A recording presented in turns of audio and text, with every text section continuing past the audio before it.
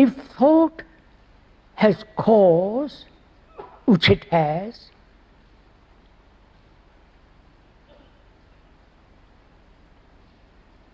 then the ending of cause, does it mean thoughtlessness? Or something totally different? If it is something totally different, then it has no cause. Right? Please understand. Don't go to sleep, please.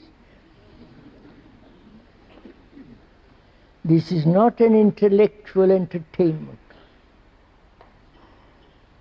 or verbal exchange, but this will have, if we go into it very carefully, deeply, it will affect our daily life. Because that may be the ending of conflict.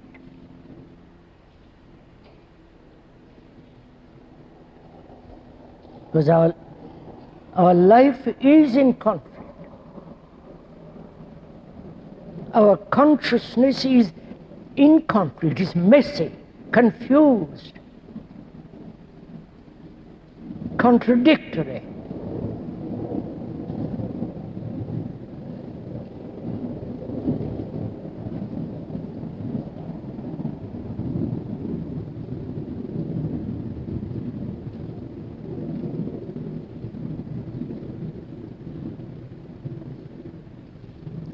And our consciousness is the result of thought.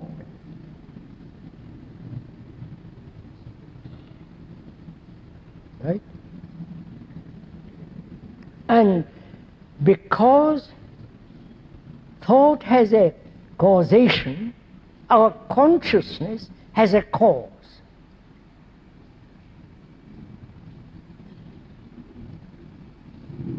And what has a cause and the movement of that cause as effect is time. We went into that.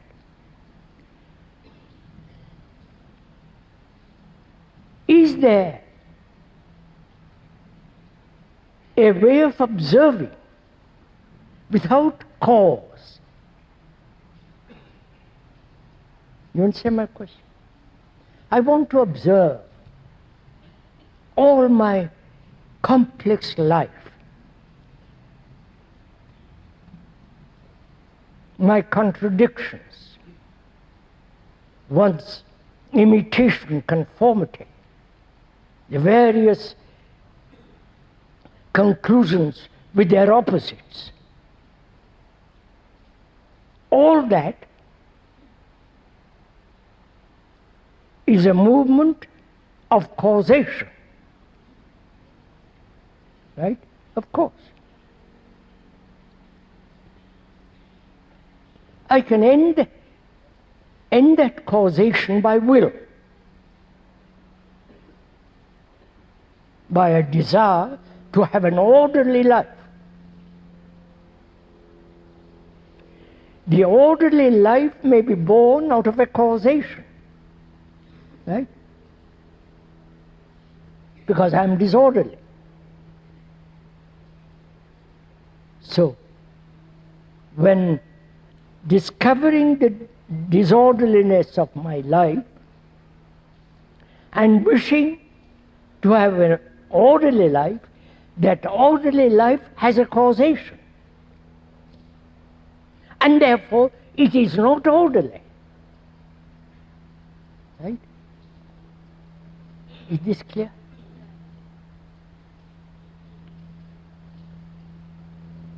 It's a very complex subject, and I hope you will have patience to go into it.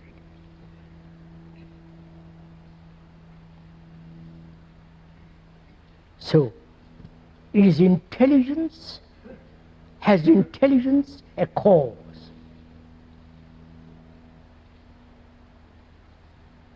Obviously not. Right? Now I'm going to it. What is order?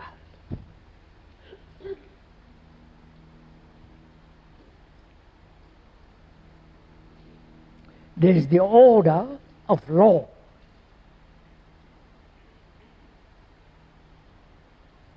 Based upon various experiences, judgments, necessities, convenience, to keep out the ill-doers and so on. So, what we call order, social order, ethical order, political order, and so on, has essentially a basis, a background, a cause. Now we're asking, has order a cause? We're going to investigate that together. Now, do we recognize, see, how our lives are disorderly?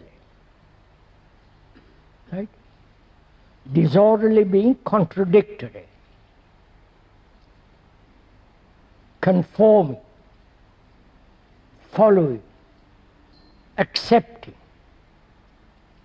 denying what we may want and accepting something else. The conflict between the various opposites, that is disorder, right?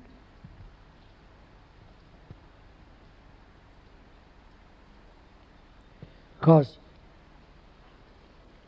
I accept one form of thought as order, but I think also it's the opposite.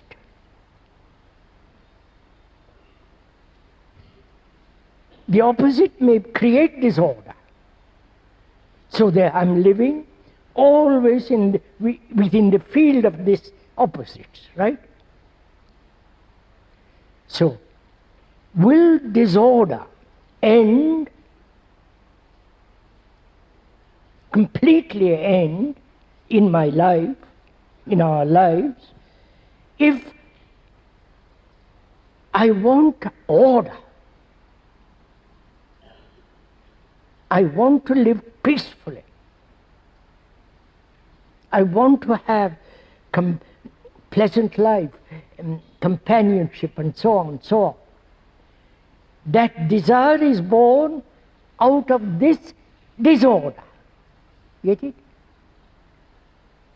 So the opposite is born out of this, out of its own opposite. Shall we go? We're going to.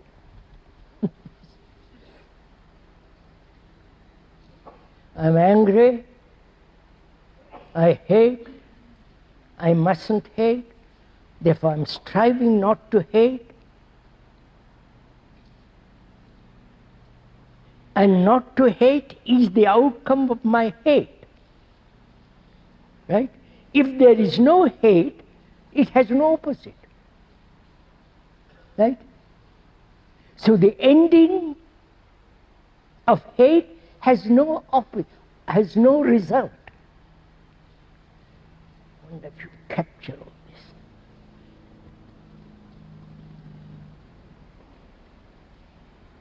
I see that.